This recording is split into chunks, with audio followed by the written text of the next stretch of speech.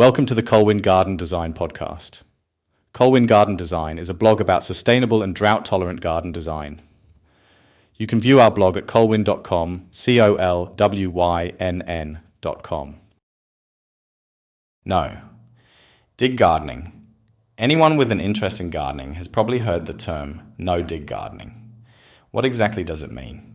The simple explanation is that no-dig gardening is a method of growing plants without turning over or disturbing the soil through traditional digging or tilling.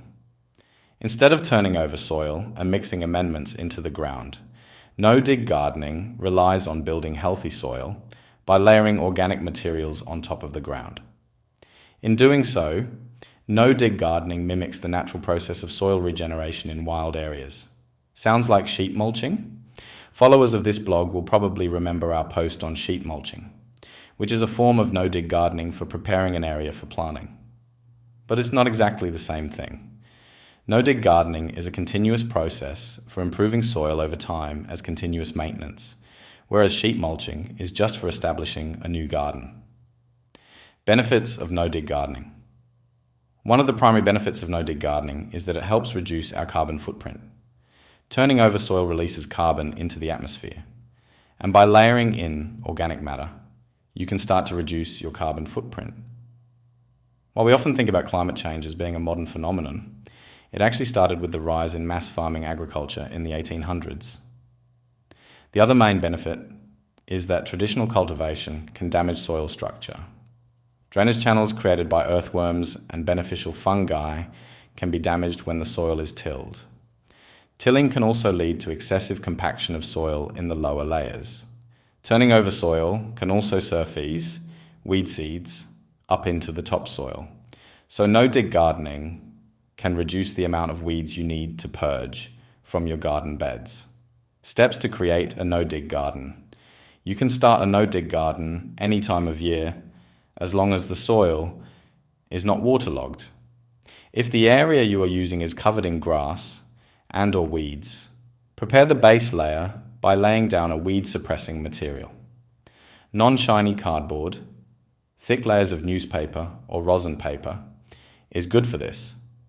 This layer will break down over time, but if you wish to plant immediately into the soil, make sure to wet this layer before adding the top layer. Next, add the organic material layer. Add compost, manure, or mulch on top of the base layer, about 4 to 6 inches, 12 to 15 centimeters thick. Plant directly into the bed. Create small holes in the top layer to plant seeds or seedlings. Some digging may be required from planting larger shrubs or trees, but that is fine as long as you minimize soil disturbance across the entire area. Maintain the system. Keep adding organic material over time to replenish nutrients and maintain weed control. While the cardboard and mulch layer will help prevent weeds, some may still pop up and will need removing by hand. Or you can use a hoe for harder to reach areas. Monitor soil moisture. While a no-dig garden bed requires less watering as the mulch will act like a sponge to hold water and prevent the soil from drying out too quickly, periods of hot weather and drought may require additional watering. Tips for success with no-dig gardening. Try to avoid walking on the no-dig bed to prevent soil compaction. Planning your beds to be no more than 4 feet, 1.2 meters wide will help you to manage the bed from the edges. Avoid working the area after it has been saturated with heavy rain. Continue to replenish the mulch layer annually with at least 2 inches, 5 centimeters, of new organic material. Maintain a clear edge when the no-dig bed is surrounded by grass to prevent encroachment into the area.